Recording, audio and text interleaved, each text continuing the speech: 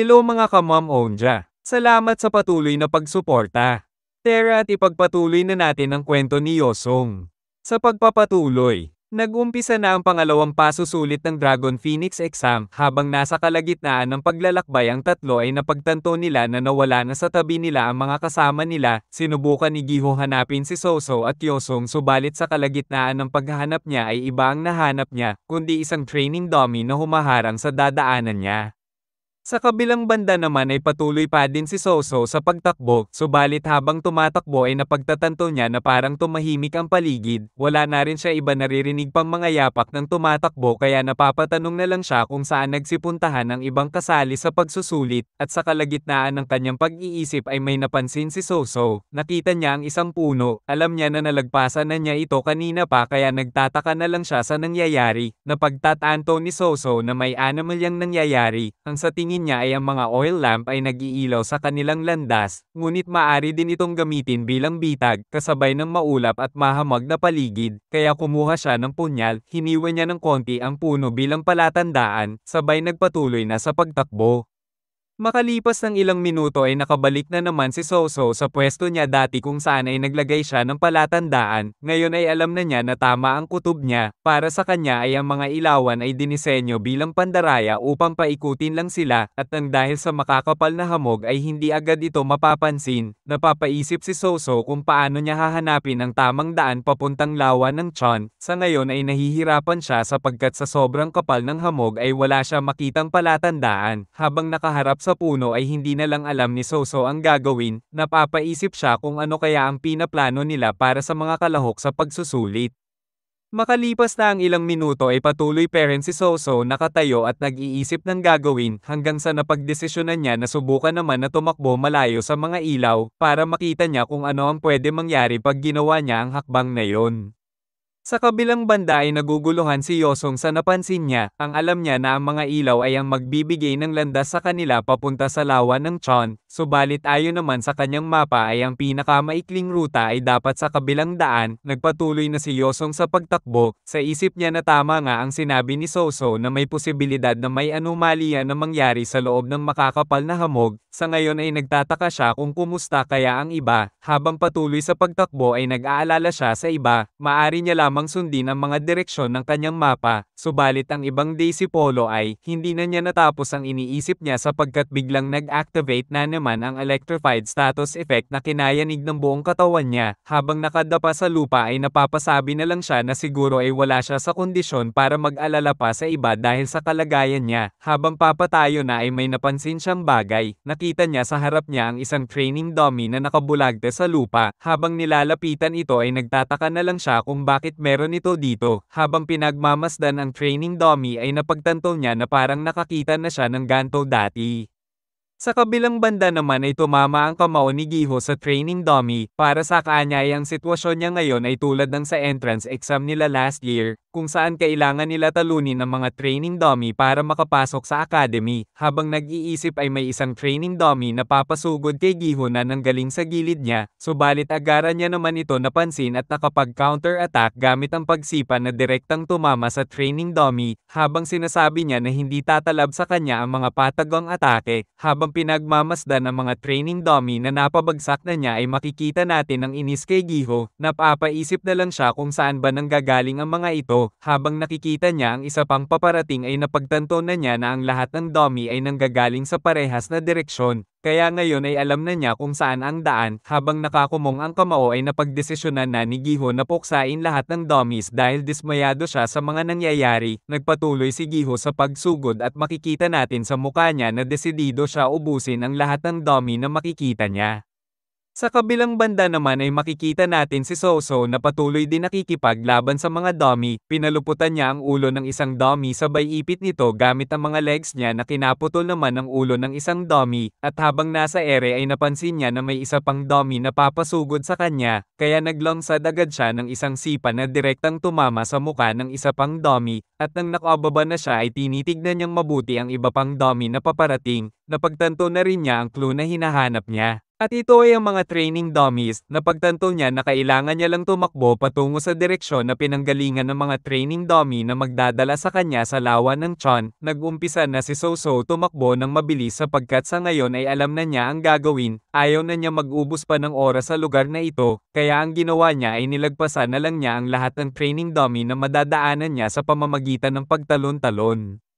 Sa kalagitnaan ng gabi ay maririnig ang mga ingay sa gitna ng kabundukan sa iba't ibang dako, at may isang Disipolo na patuloy din sa pakikipaglaban sa mga training dummy at sa dami ng mga ito ay nagulat siya sa isang paparating na training dummy sa gilid niya, na direkta naman na tinamaan siya nito at sa lakas ng pakabangga sa kanya ay tuminilapon siya, habang nakaupo ay ramdam niya ang sakit ng pinsala ng natamo niya, habang papasugod sa kanya ang training dummy ay sumusuko na siya, biglang umilo ang mata ng training dummy at may dumating na dalawang administrador ng pagsusulit. Sinabihan ng administrador si Jinyo ng Chonbong Academy na kung sasuko na ito ay automatiko itong matatanggal, kung sigurado na ba siya sa desisyon niya na pagsuko. Sumang-ayon na si Jinyo na sumuko na, sa isip-isip niya na sigurado naman na ang tatlo na sila Giho, Soso at Yosong ang mananalo sa huli galing sa academy nila, habang nililista na ng administrador ang pangalan ni Jinyo sa papel bilang isa sa matatanggal na ay medyo nang hinayang ang administrador sapagkat maganda ang ginawa ni Jinyo na paglayo sa maliwanag na landas para makita ang tunay na daan papunta sa lawa ng tiyan. Pinaliwanag ng administrador na ang mga natanggal na sa pagsusulit ay magkakaroon ng ibang tent para doon mag-antay. Sasamahan siya ng isa pang administrador para pumunta doon sa tent na yon. Nagpaalam na ang administrador sapagkat napansin niya na may ibang kandidato na sumusuko na din sa pagsusulit. Dismayado si Jinyo sa mga nangyari. Tinanong niya ang administrador kung paano naman sila makakapasa sa pagsusulit laban sa napakaraming training dummies. Pinagtaka naman ng administrador ang tanong ni Jinyo. Ayon sa kanya na ang pagtalo sa mga training dummies ay napakahirap na paraan. Maraming tao ang nabibigo makapasa sa paraan ng pagtalo sa mga dummies. Sinabihan niya si Jinyo na hindi ito nag-iisip sapagkat ang pagsusulit ay tungkol sa kakayahan sa paggalaw, kaya dapat ay lampasan lang ang mga training dummies, dahil hindi naman dapat labanan ang mga training dummies, kundi dapat ay kunin ang bandila at ibalik ito. Gayon din, nakakatulong ang isang mapaghamong pagsusulit na ipakita ang iba't ibang antas ng kasanayan ng mga kandidato. Ang unang pagsusulit ay nakafocus sa pangunahing kaalaman, at ang pangalawang pagsusulit naman ay para sa paggawa ng tamang desisyon. Ang Murrem Alliance ay naglagay ng isang bitag sa loob ng makapal na ulap at hamog. Ang mga kandidato ay sinusubok sa buong paglalakbay sa lawa ng tiyan. Ang mga kandidato ay nag-umpisa sa pagsusulit na ang lampara lamang ang meron sila upang makapunta sa lawa ng tiyan at sa lampara lang sila umaasa para magkaroon ng direksyon upang maglakbay sa kanilang daan sa makapal na hamog. Subalit dapat na mapagtanto na ang maliwanag na landas na kanilang kinakapitan ay isa palang pandaraya. Ang mga nakakakita sa panlilinlang na ito ay napipilitang tumawid sa kadiliman sa halip. Ito ay upang subukan ang iyong tapang at karunungan. Ang paglihis sa isang itinakdang landas ay hindi madali, ngunit ganoon talaga si Murrem. Ang mga training dummies ay sinadya upang maging mga sagisag ng paghihirap para sa pagsusulit. Makikita mo na sinisikap ng Murrem Alliance kung maaari mong panatilihin ang iyong tapang at karunungan sa gitna ng napipintong pagsubok. Kailangan nila ng mga mandirigma na mananatili sa mga bertod na ito sa anumang pagkakataon. Sa kasamaang palad, tila hindi daw handa para sa pagsubok si Jinyo, subalit makikita natin ang dismaya sa mukha ni Jinyo dahil sa sinabi sa kanya ng administrador. Sa isip-isip niya na may sarili siyang rason kaya siya sumuko, at ito ay dahil sa tatlong ito, sapagkat alam niya na tatlo lang naman ang makakapasok sa Higher Institute of Murrem na manggagaling sa academy nila. Sa kabilang banda, patuloy pa din si Soso sa pagtakbo. Napansin niya na kapag nalagpasan na niya ang mga training dummy ay hindi na siya nito hahabulin pa. Si Giho naman ay patuloy ang pagwasak sa lahat ng training dummy na nakaharang sa dinaraanan niya. Makikita natin ang pag-enjoy ni Giho habang isa-isang winawasak ang mga training dummy gamit ang kanyang lakas. Habang si Yosong naman ay patuloy lang ang pagsunod sa mixing ruta na binigay sa kanya ng kanyang sistema gamit ang mapa niya, tumatakbo siya ng diretso sa tanging daan na alam niya. Alam ni Yosong na malapit na siya sa destinasyon. Habang tumatakbo ay nakikita na niya ang mga bandila. Napansin ni Yosong na wala pang ibang tao bukod sa kanya ang nakarating na sa lawa ng tiyan. Makikita natin ang pagod sa hitsura ni Yosong, sobrang napagod siya sa pagtakbo sa daan sapagkat patuloy ang pabugso-bagsong pag-activate ng electrified status effect niya. Masaya pa din siya sapagkat malaking tulong ang mapa ng Junguan sa binigay nitong maikling ruta papunta sa lawa ng Chan. Habang papalapit ay napansin niya na nagyelo na ang tubig ng lawa dahil sa lamig ng panahon, maganda na din ito para sa kanya sapagkat alam niya na mahihirapan siya langguyin ito sa lamig ng panahon. Habang nasa kalagitnaan ay dahan-dahan siyang lumalakad papunta sa gitna ng lawa kung saan nakalagay ang mga kulay dilaw na bandila. Sa kabilang banda ay patuloy pa din ang pagtatanong ni Jinyo sa administrador, tinanong niya kung ganoon lang ba yon, sumagot ang administrador kung ano ang ibig sabihin ni Jinyo, sinabi ni Jinyo na kapag nakapunta na ba sa lawa ng Chan ay tapos na ang pagsusulit, napaisip ang administrador sa tanong sa kanya, pinaliwanag niya na hindi lang doon matatapos iyo, sinabi niya din na di rin maiintindihan ni Jinyo kahit na sabihin niya ito sa kanya, ang mga tao lang na nagawang makapunta sa lawa ng Chan ang makakaalam kung ano ang naghihintay sa kanila doon. Patuloy ang paglalakad ni Yosong sa nag-iilang tubig, para sa kanya ay ito na ang pinakamahirap na parte sa pagsusulit na ito dahil sa dulas ng nilalakadan niya, habang naglalakad ng dahan-dahan sa kalagitnaan ng lawa ay bigla siyang nagulat dahil may tumawag sa kanya, ang taong tumawag pala sa kanya ay si Taegi Jong, sinasabihan siya nito na tumigil, naiirita na lang si Yosong sa ingay ng bunganga nito, na kahit sa kinapupwestuhan niya ay nakaabot ang ingay nito. Naiinis si Taegyeong nang makitang mas nauna pa sa kanya makarating si Yosong, di niya alam kung paano nalaman ni Yosong ang shortcut papunta sa lawa ng Chan na kahit siya ay nahirapan na hanapin ito, naghanda na siya para makahabol kay Yosong, sisiguraduhin niya na sa pagkakataon na ito ay siya ang makakakuha ng first place sabay longsad ng isang teknik na Northern Celestial Steps kung saan ay nagagawa niyang magpatalon-talon sa ere na kinakagulat na lang ni Yosong dahil sa isang iglap ay nalagpasan na siya nito. Habang papabagsak si Taegyeong ay gumamit ulit siya ng isang teknik at ang teknik na ito ay ang Shadowless Ethereal Steps kung saan sa sobrang bilis niya ay naiiwan na lang ang mga imahe nito. Namamangha naman si Yosong sa mga stepang teknik ng Jongnam-sek, ngayon ay alam na niya kung bakit si Taegyeong ang pinakamahusay na disipolo ng Jongnam-sek, samantalang habang naglalakad malapit na sa lugar ng mga dilaw na bandila ay kinukutya ni Taegyeong si Yosong, sinabi nito na sa wakas ay nalantad na ang kawalang kakayahan ni Yosong, para sa kanya ang pagtakbo sa yelo ay dapat madaling gawain para sa mga tunay na martial arts master. Habang papalapit na sa mga bandila ay sinasabi ni Taegyeong na ang first place ay mapapasaka niya sa pagkakataon na ito, samantalang si Yosong naman ay humihiling na sana ay madulas si Taegyeong at matamba, subalit habang pinapanood si Taegyeong ay nagtaka siya sa nakita niya, kahit si Taegyeong ay nagulat din sa nakikita niya sapagkat may kamay na papalapit sa kanya at naglongsad dito ng isang teknik na Celestial Talon, Claw of the Falcon na direktang tumama kay Taegyeong at sa lakas ng pagkakatama sa kanya ay makikita ang pagkakaroon ng bitak ng binagsak ang yelo, sabay naglongsad ulit ito ng isa pang teknik na Fifth Stance of the Celestial Snow Blossom Wintry Frost Blossom na ang atake ay papunta kay Yosong, at habang papalapit na kay Yosong ang atake ay nagulat siya sa nakikita niya, hindi siya makapaniwala kung bakit nandito ang tao na ito sa lugar na ito dahil ang tao na ito ay si Taegong Chan. Bago pa ang umpisa ng Dragon Phoenix exam ay makikita natin ang mga Daisy Polo ng Jongnam-sek na gumagawa ng training dummy gamit ang mga kahoy, maingat din nilang nilalagyan ito ng key circulatory system sa katawan ng training dummy, pagkatapos ay ang isang mangkok ng tubig at ang key ay binubuhos sa mga training dummy para gumawa ng isang pansamantalang clone ng orihinal na may-ari ng key. Sinabi ni Master Bongnam na ang teknik na paggawa ng clone ay isa sa mga teknik ng demonic cult. Sinabi naman ni Tanda na ginamit nga ng mga demonic cult ang teknik ng yun noong kasagsagan ng sinaunang digmaan, subalit ang mga clone na ginawa nila ngayon ay masyadong mahina at hindi pang matagalan na pwede lamang magamit para sa mga praktikal na gamit. Ayon pa kay Tanda na kinolekta niya lahat ng mga tira-tirang mga dummy nung siya pa ang Grandmaster ng Jongnam-sek para sa kadahilanan na pagpraktisan ito, at ang Jongnam-sek lamang ang tanging gumagawa ng mga dummies na ito mula pa noon. Subalit nakatanggap siya ng request galing sa Grandmaster ng Murem Alliance na gumawa ng mga training dummy para gamitin sa Dragon Phoenix exam kaya tinanggap nila ang request nito, tumatawa na sinasabi ni Master Bongnam na mukhang mas maganda ang ginagawa ng mga taga Murem Alliance ngayon kaysa nung siya pa ang Grandmaster noon. Nagpasalamat ang Grandmaster Quan sapagkat naging malaking tulong sa sekta nila ang mga training dummies para makapaghensayo ng ligtas at nakakalap pa sila ng sapat na kayaman para makipagkumpetensya sa iba pang 9 sects.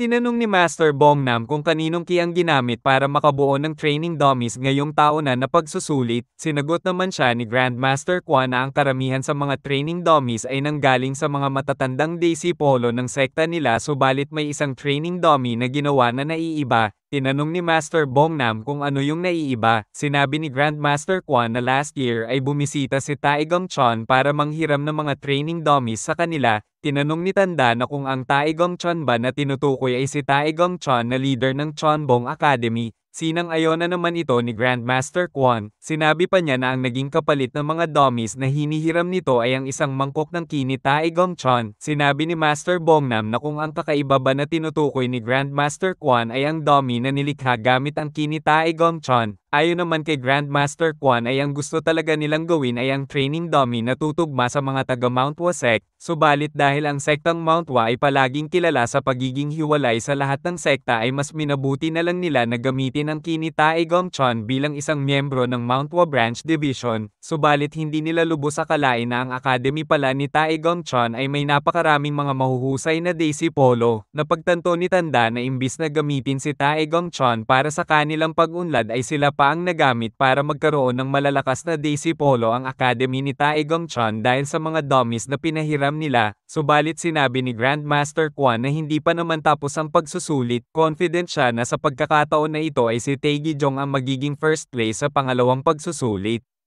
Sa kabilang banda ay makikita natin si Taegijong na nasa ilalim na ng lawa, unti-unti nang lumulubog, biglang umahon si Taegijong at ramdam niya ang lamig ng tubig ng lawa ng Chon. Paglingon niya sa likod ay nakita niya na inaatake ng clone ni Taegong Chon si Yosung gamit ang isang malakas na teknik. Sa isip niya na magpatuloy lang si Yosung Mok ipaglaban sa clone, habang siya ay kukunin na ang flag habang may pagkakataon.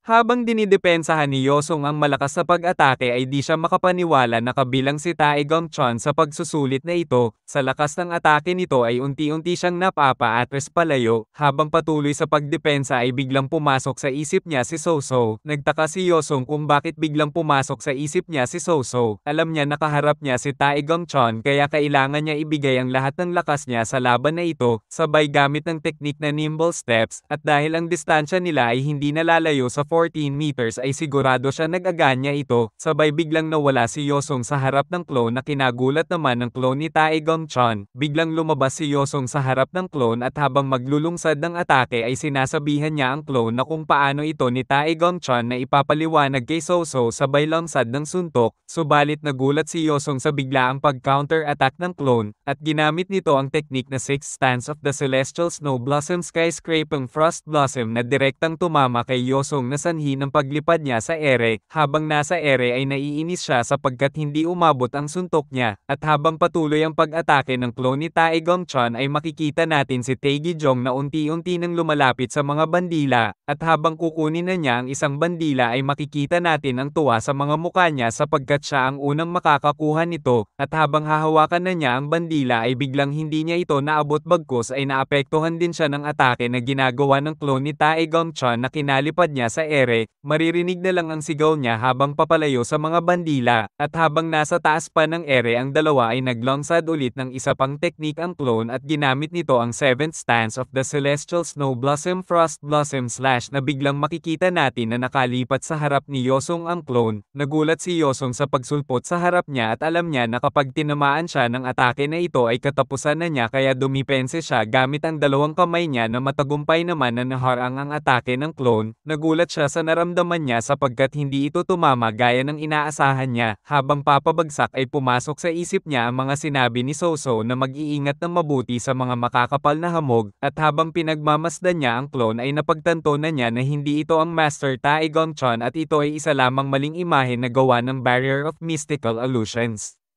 Tuluyan na nakababa si Yosong sa lupa habang pinagmamasdan niya ang clone ay napagtanto niya na dahil sa makapal na hamog ay ang training dummy ay nakabalat kayo. Alam niya na ang lahat ng mga bagay na nakikita niya ngayon na hindi pisikal na bagay ay isa lamang ilusyon. Hindi niya mapaliwanag kung bakit anyo ni Taegong-chan ang nagawa ng ilusyon, ngunit maaari niya lamang itong lampasan, hindi mahirap lagpasan ng isang training dummy.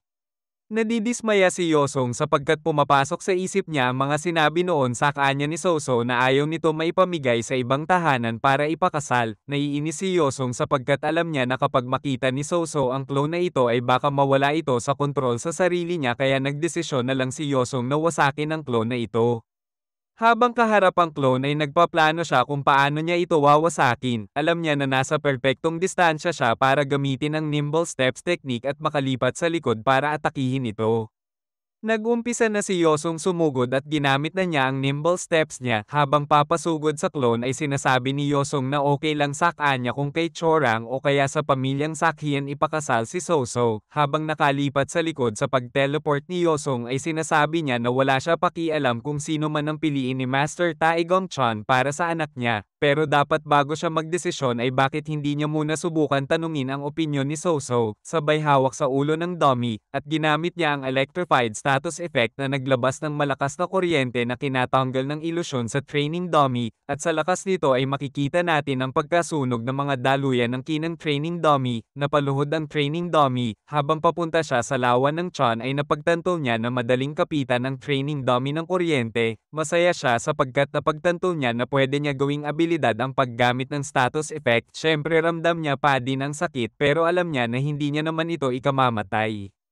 Sa wakas ay nakuha na ni Yosong ang bandila. Ang kailangan na lang niya gawin ay ang bumalik sa sekta ng Jongnam para hiraangin na first place sa pangalawang pagsusulit. Sa kabilang banda ay makikita natin si Gyeonghon habang pinagmamasdan si Yosong. Namamangha siya sa ginawa ni Yosong na gamitin ang sumpa para ay pang-atake. Hindi niya man napanood ng buo ang laban pero ito na ang inaasahan niya mula sa batang prodigy ng Mount Wasek o mas mainam na tawagin na niya itong kapwa pangunahing kasamaan na nagkatawang tao. Nagpatuloy na si Yosong sa paglalakad. Ang kailangan niya na lang gawin ay makaalis agad sa yelo. Nag-iisip siya kung gagamitin niya ba ang nimble steps para makaalis agad.